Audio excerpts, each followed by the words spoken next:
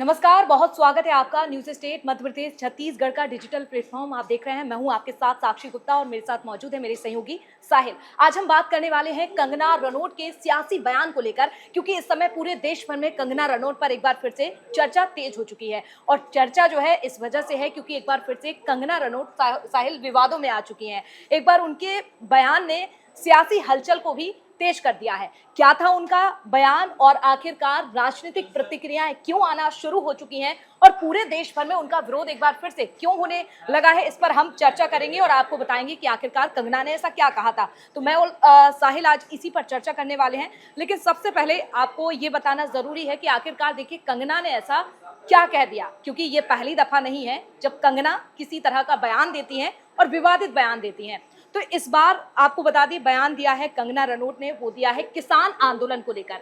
कंगना ने अपने बयान में कहा कि जब किसान आंदोलन हुआ तो हमारे भारत के हालात भी बिल्कुल ऐसे हो जाते जैसे कि अभी बांग्लादेश में है। जिस समय आंदोलन हुआ, किसान आंदोलन, उस समय रेप हुए, अत्याचार हुए, यहाँ तक कि कंगना ने ये भी अपने बयान में कह दिया कि हत्याएं भी हुई।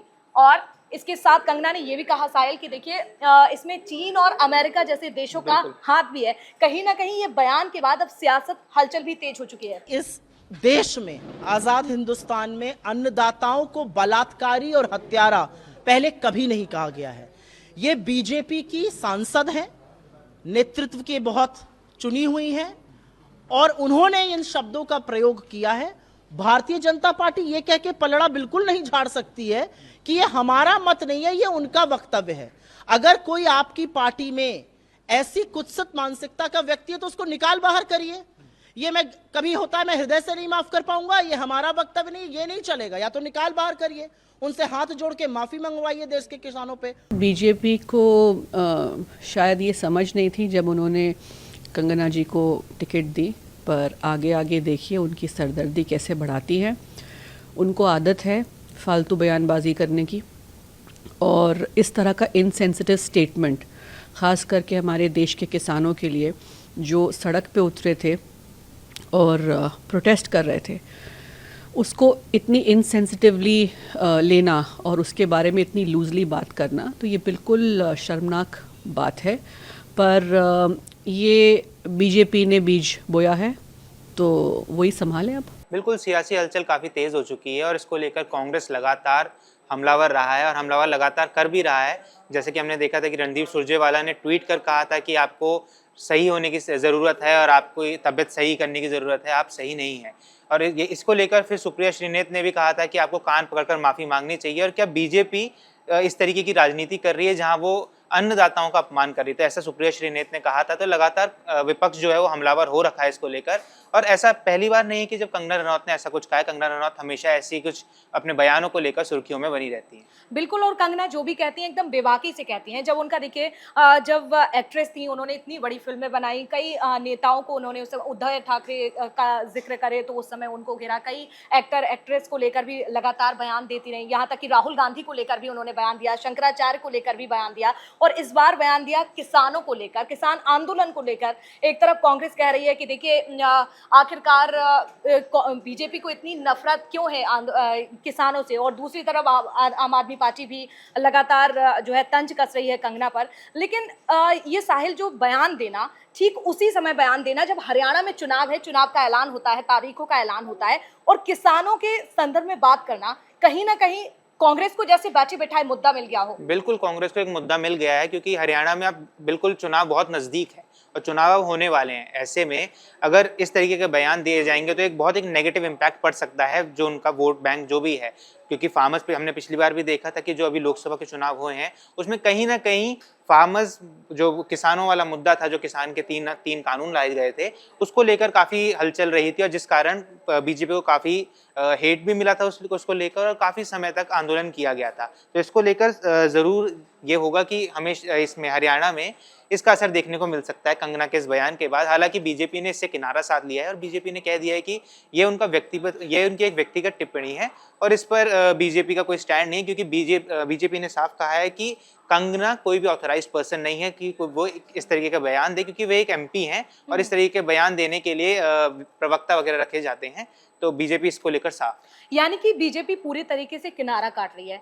लेकिन एक तरफ अगर बॉलीवुड में बात करें कंगना रनौत की लेकर, तो पहले भी कई बार अपने बयान दे चुकी हैं और अब जैसे कि राजनीति में उनकी एंट्री होती है और इस तरह का बयान देना कहीं ना कहीं बीजेपी भले ही किनारा काटे, लेकिन जिस तरह से भारतीय जनता पार्टी की बात करें तो ये कहा जा रहा है कि ये उनका निजी बयान है, यानी कि भारतीय जनता पार्टी को इससे किसी भी तरह का मतलब नहीं है और ये उनका अपनी पर्सनल जो है उनका निजी बयान है। लेकिन कहीं ना कहीं साहिल, ये जरूर समझ में आता है कि भारतीय जनता पार्टी ने तो किनारा काटा, लेकिन आने वाले दिनों में भी कंगना के लिए यहाँ पर दबाव जो है भारतीय जनता पार्टी की ओर से बन सकता है कि इस तरह के बयान, और वो भी ठीक चुनाव से पहले, कहीं ना कहीं बीजेपी के लिए भी ठीक नहीं है। जी बिल्कुल, और बीजेपी ने ऑलरेडी कह भी दिया है कि कंगना को एक निर्देश दिए भी गए हैं कि आप इस तरीके के बयानबाजी ना करें, क्योंकि देखा जाए तो जो चुनाव है बहुत नज़दीक है और ऐसे में इस तरीके के बयान आने से काफ़ी असर पड़ सकता है और पड़ेगा, हो सकता है, क्योंकि विपक्ष इसको लेकर लगातार हमलावर हो चुका है और विपक्ष लगातार यही कह रहा है कि क्यों बीजेपी नफरत की राजनीति फैला रही है। हालांकि कंगना रनौत की फिल्म आ रही है इमरजेंसी, जिसको लेकर ये पूरा बात हुई, जो इंटरव्यू हुआ था इमरजेंसी फिल्म को लेकर हो रहा था और वहां पर कंगना रनौत ने यह भी कहा था कि खुद राहुल गांधी को ये फिल्म पसंद आने वाली है, मगर कहते हुए वो ये सब कह गई, फार्मर्स प्रोटेस्ट के ऊपर कह गई, किसान आंदोलन के ऊपर लगातार कह गई।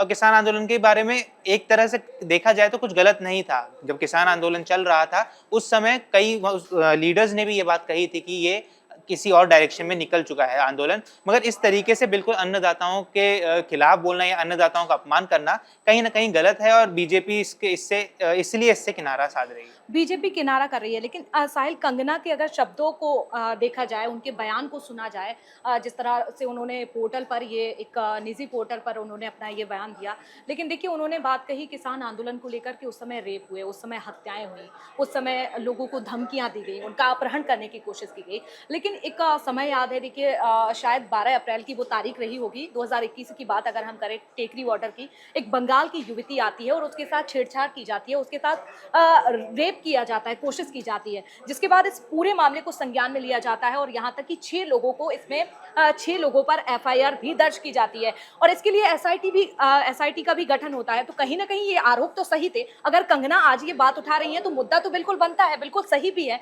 हालांकि चुनाव के समय पर इस मुद्दे पर चर्चा होना ये बड़ी बात है। क्योंकि बिल्कुल मुद्दे पे बड़ी बात है, क्योंकि इस समय पर किसान आंदोलन को लेकर किसी तरीके की बातचीत नहीं थी, ना ही कोई हलचल थी, कुछ नहीं था। एकदम से इस बयान के आने के बाद जितने किसान आंदोलन में जितने भी नेता थे, जितने लीडर्स थे, जितने उनके शीर्ष मंडल पे थे, वो सब अब तुरंत से आ गए हैं और उन्होंने यही कहा है कि कंगना ने ऐसा बयान इस समय पर क्यों दिया है।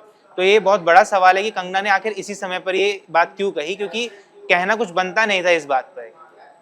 बिल्कुल। और देखिए एक तरफ हरियाणा में जहां पर इसका गुस्सा देखा जा रहा है और खासकर अगर हरियाणा चुनाव की बात करें तो 90 सीटों पर, अब ये अभी नहीं कहा जा सकता कि कितना असर पड़ेगा, लेकिन 90 सीटों पर, कुछ सीटों पर जरूर असर पड़ेगा। खासकर अगर हम हरियाणा राजनीति की बात करते हैं और जातिगत समीकरणों की बात करते हैं तो यहाँ पर देखिए जाट समीकरण, जाट जाति जो है सबसे ज्यादा है। हालांकि देखना होगा किस तरफ ये रुख करेगी जाति, लेकिन कहीं ना कहीं बैठे बिठाई एक बड़ा मुद्दा मिल चुका है। एक तरफ हरियाणा में साहिल इसको लेकर चर्चा तेज है और वहीं हम अगर मंडी की बात करें, वहां हिमाचल की बात करें तो हिमाचल के मॉनसून सत्र में हमने देखा यही गूंज सुनाई देने लगी है।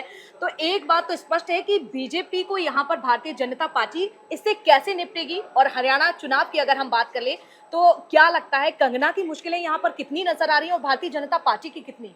देखिए भारतीय जनता पार्टी के लिए मुश्किल चुनाव में रहने वाली है, मगर एक बात ये भी साफ है कि एक तरफ अगर हम देखें तो भारतीय जनता पार्टी में इस समय पर कोई भी महिला लीडर नहीं है। स्मृति ईरानी के बाद कोई भी बड़ी महिला लीडर अभी तक नहीं है।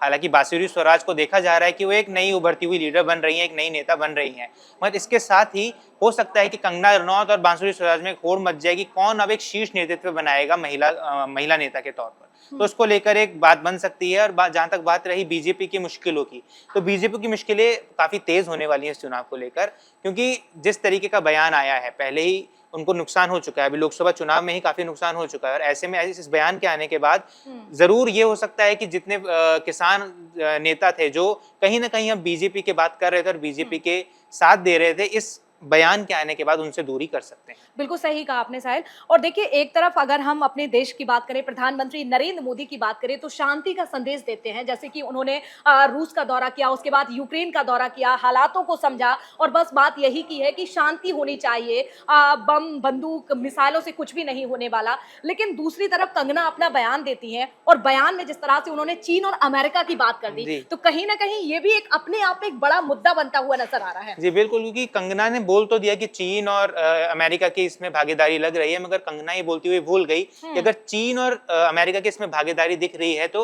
आखिर किस तरीके से भारत में चीन और अमेरिका काम कर सकता है, और ऐसे कौन से सोर्सेज है जिनसे ये चीजें की जा रही हैं। क्योंकि ये एक सोशल, जो हमारी पॉलिटिकल सिक्योरिटी हो या इंटरनेशनल सिक्योरिटी हो, इस पर भी कई सवाल खड़े कर दे रही है। देखिए, और हरियाणा की बात करें तो अब हरियाणा का चुनाव है, इसीलिए हम चर्चा उस पर ज्यादा कर रहे हैं। लेकिन हरियाणा में देखिए चुनाव है और हरियाणा के 3 मुद्दे सबसे ज्यादा हैं, चाहे जवान की बात कर ले, चाहे पहलवान की बात कर ले और चाहे किसान की बात कर ले। लेकिन इस बार जो फोकस है वो सीधा किसानों पर साधा गया, ये निशाना है। तो ये तो वक्त बताएगा कि आखिरकार हरियाणा चुनाव में इसका कितना असर पड़ेगा, साथ ही भारतीय जनता पार्टी इस पर कैसे कंट्रोल करेगी, साथ ही बीजेपी अपनी प्रतिक्रियाएं कैसे देगी, क्या कंगना से एकजुट होगी, कंगना के बयान का समर्थन करेगी, नहीं। लेकिन फिलहाल जो बयान है उस पर बीजेपी किनारा काटते हुए नजर आ रही है। हालांकि अब ये देखना दिलचस्प है कि कंगना क्या अपने एक बयान के बाद यहाँ विराम लगाएंगी या फिर उनका ये सिलसिला चलता रहेगा। बिल्कुल। तो इसी के साथ हमारे इस टॉपिक पर फिलहाल इतना ही, लेकिन तमाम खबरों के लिए लगातार देखते रहिए आप news state Madhya Pradesh Chhattisgarh. News nation अब व्हाट्सएप पर खबरों की ताजा अपडेट के लिए न्यूज नेशन के इस QR कोड को स्कैन करें।